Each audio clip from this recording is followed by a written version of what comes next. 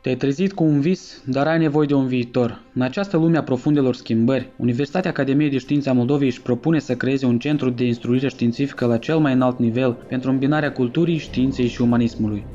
Misiunea Universității Academiei de Științe rezidă în asigurarea obținerii unor cunoștințe competitive, moderne, bazate pe integrarea învățământului superior, a științei și inovării, pe promovarea cercetării științifice, afirmarea culturii și științei în circuitul mondial de valori și contribuția la dezvoltarea societății în cadrul unui stat de drept și democrat, păstrând cele mai bune tradiții academice și universitare.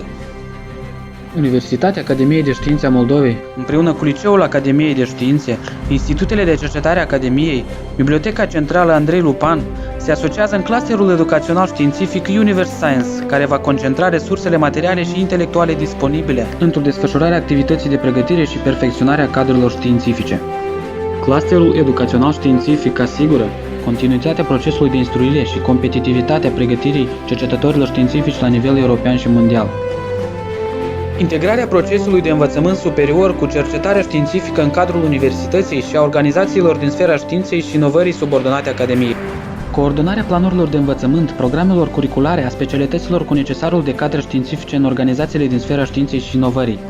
Valorificarea eficientă a potențialului uman, edificiilor, bibliotecilor, utilajului științific și a altor dotări.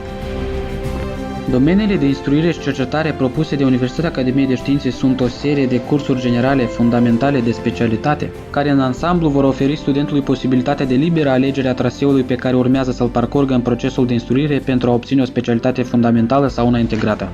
Universitatea Academiei de Științe își focalizează activitatea pe pregătirea cadrelor în cercetare și contribuie la formarea specialiștilor performanți într-un domeniu fundamental, atât la o specialitate de bază, cât și la una interdisciplinară.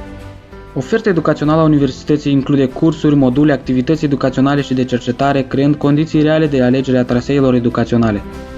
Universitatea oferă 4 programe academice pe orizontală, intensive, serale, online, care vor conține diferite cursuri de bază și cursuri opționale elective, accesibile pentru toți studenții, indiferent de domeniul de formare profesională și specialitate, de nivelul de studii și durata activității practice. Universitatea Academiei de Științe a Moldovei este o instituție de stat susținută din buget și va oferi diferite tipuri de burse.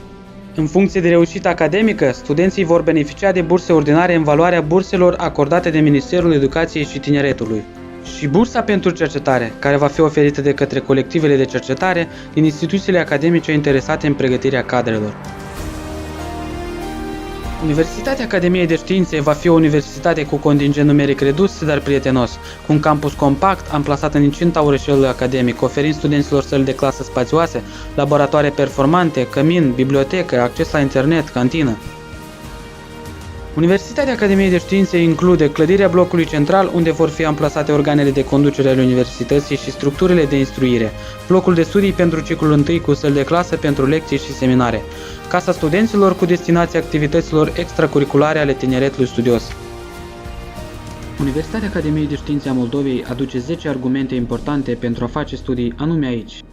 Oferte educaționale performante, integrarea educației cu cercetarea, potențial intelectual performant, calitate înaltă a cercetătorilor, bază tehnico-materială contemporană, burse pentru cercetare, tutorat pe perioada realizării tezei de master, angajare în câmpul muncii, multidisciplinaritate, aptitudini de management în transfer inovațional și abilități de participare la proiecte inovative în cadrul incubatorului Academiei de Științe.